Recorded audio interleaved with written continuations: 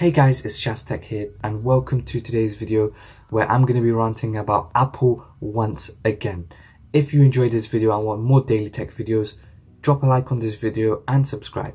There's a number of reasons why I dislike Apple. I dislike their products, ecosystem and practices. So I went on my MacBook and I was trying to export a video, but it showed me I didn't have enough storage available. Now, I was adamant that I did have storage, and when I went and checked my storage, it showed that there was system storage of 30 gigabytes of useless data. So I was really wondering, why can't I delete that? There's literally no way of deleting that. There's no way of seeing what the system is taking up. There are presumptions that the system takes up old Time Machine backups, so older versions of the Mac OS, which you don't really need right now because you're on the latest one, and I don't think anyone would go to the older one.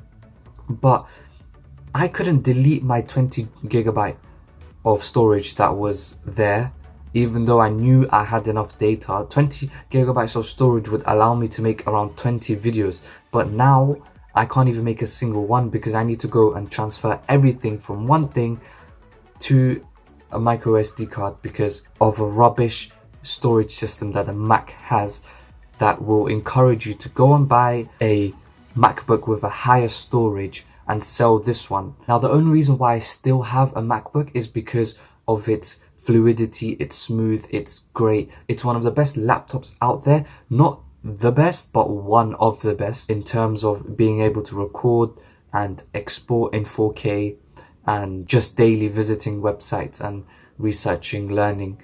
It's really good for that. But when it comes to tactics and everything that Apple plays, I really hate it because I can't even, because I've got 30 gigabytes of data right there that I can't even use. Seriously. So another point I want to make is yesterday I was checking the battery health of my MacBook and I'd seen that the original battery capacity was around 4,000 milliamp hours, I believe, around there. And within 2 years of me having it, it deteriorated to around 2,800 milliamp hours, which to be honest isn't really that great.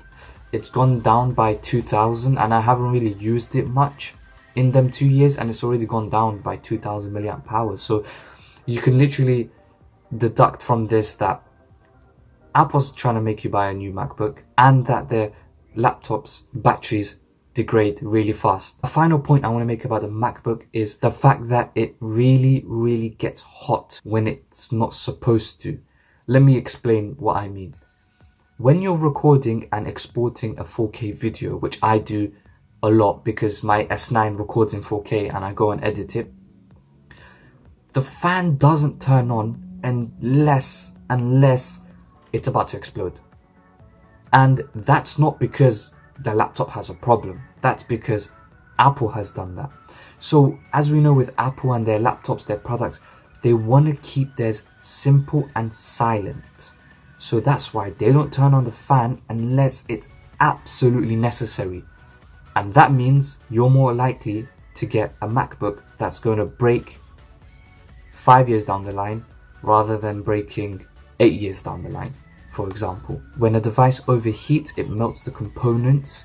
And as for me, I think I know that with my battery, with the way I'm exporting videos, I've already lost a lot of laptop life. Okay, so moving on from why I really dislike the MacBooks, because the storage, the overheating issues, and the fact that Apple wants you to go and buy another MacBook. Now turning ourselves into the iPhone. The practices where Apple just close you into that ecosystem, I don't like that, and thankfully I managed to escape it before I was stuck in it. I don't care about iMessage, AirDrop, or whole marketing balakis like that, because you can literally send it and find other alternatives everywhere. You don't need to say that I'm with iOS because it's convenient. No, everything in the world is convenient if you put your mind into it, which sort of makes sense. But when it comes to iOS, Apple has done an amazing job for themselves. of closing people into that ecosystem. Don't forget that they intentionally slowed down their iPhones just so that you can go and buy a new one. Don't listen to what they have to say about batteries degrading, because that is not true. Yes, batteries do degrade, but why are you giving a older phone an update that it can't handle? Either keep it the way it is like Samsung does, or release an update specific to that phone. You don't need to slow down the phone just so somebody can get the latest version. Okay guys, so that was my rant about Apple and their products, their ecosystem, and how they treat their users. If you enjoyed this video and found it informative, don't forget to leave a like on it and subscribe for more daily tech videos. I'll see you guys in the next one, and thanks for watching.